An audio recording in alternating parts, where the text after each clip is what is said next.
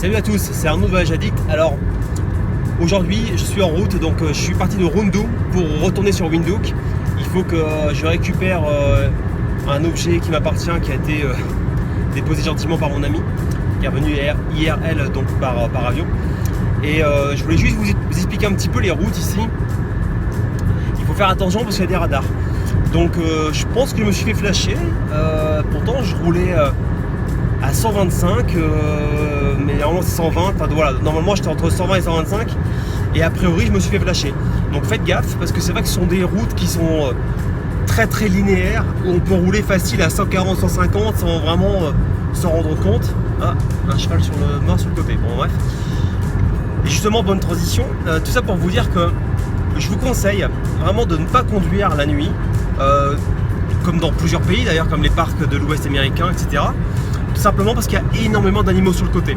Par exemple au Botswana, alors particulièrement au Botswana, vous verrez les routes sont pas particulièrement bonnes. De toute façon je ferai un topo par rapport aux routes, etc. Et qui sera vraiment très précis. Et il y a surtout beaucoup d'animaux, des vaches, des brebis, des ânes, etc. Et ils bougent pas de la route. Donc surtout vous attendez pas à ce qu'ils dégagent sur votre passage. Il faudra vraiment ralentir, même s'arrêter, klaxonner, enfin bouger un petit peu, avancer, parce que ils bougent pas. Donc faites gaffe, roulez pas, surtout pas la nuit, roulez uniquement le jour, parce que vous serez incapable d'éviter les animaux.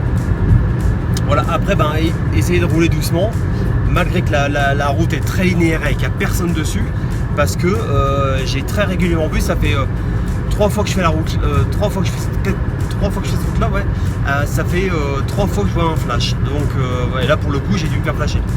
Donc ça retenez bien. Et voilà, donc. Et après, donc le programme de demain, ce qui sera beaucoup plus sympa, c'est direction donc Windhoek, Swakopmund, donc près de où il y a la plage, près de la Skeleton Coast et près de Walvis Bay, où là je vais rester quelques jours pour voir un petit peu ce que je peux faire comme activité, et notamment la photographie. Donc en espérant que ça soit bien, qu'il fasse bon, parce qu'a priori sur Swakopmund il fait très souvent venteux et donc enfin humide effectivement, mais surtout pas mal de brouillard. Donc ça c'est à voir. Donc rendez-vous demain pour Swakopmund. Ciao. Bon alors il suffisait de vous faire une vidéo pour vous expliquer effectivement qu'il y avait pas mal de radars. Donc je viens de me faire arrêter par la police parce que c'est une zone à 80. Donc vous comprenez pas pourquoi, parce qu'en fait il y a des routes qui sont vraiment hyper droites et parfois ils mettent des zones à 80 alors qu'il n'y a rien du tout. Je ne sais pas pourquoi. Enfin bref, le résultat est que je me suis fait arrêter parce que je n'ai pas vu le panneau. J'étais certainement en train de regarder autre chose, le nombre de kilomètres qui me restait ou autre, j'en sais rien. En tout cas je ne l'ai pas vu. Et du coup j'étais à 96, encore heureux, je roulais pas vite. Parce que normalement moi je pensais que c'était la route à 120. Donc voilà. Donc en fait je me suis fait arrêter par la police. Et pourquoi je vous le dis? C'est parce qu'en fait le mec il m'a demandé, il m'a fait voir un petit peu ce que je devais payer. Je devais payer 1250 Namibian dollars, ce qui fait à peu près 125 € par rapport à l'excès de vitesse que j'avais eu. Alors j'ai essayé de checker le papier, mais j'ai pas vraiment vu parce qu'il y avait différents tarifs par rapport le nombre de kilomètres heure prévu, nanana, etc. Enfin bref.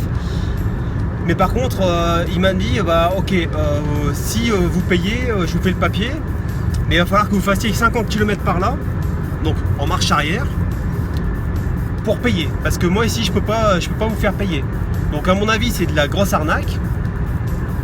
Mais moi pour être tranquille, pour pas faire le papier, perdre du temps et éventuellement aller au commissariat, donc faire 50 bornes encore de l'autre côté et encore faire 50 bornes, enfin perdre 100 km, donc 2 heures de temps.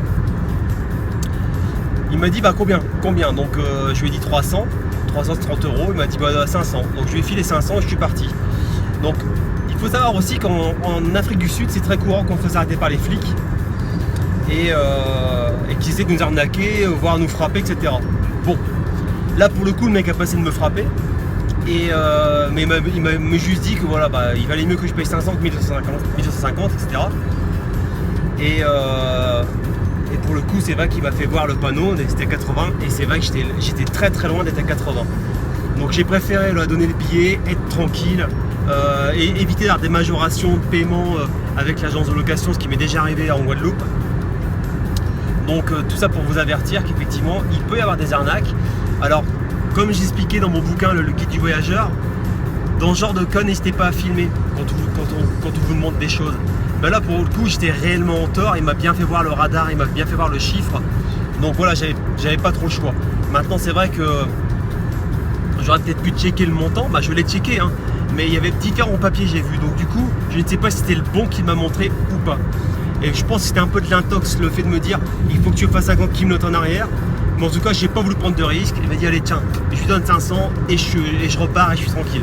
Et là maintenant bah du coup pour le coup je vais être assez vigilant sur la route parce que ça fait quand même 2 radars depuis ce matin et je suis pas encore arrivé quoi, il me reste encore 300 km à faire.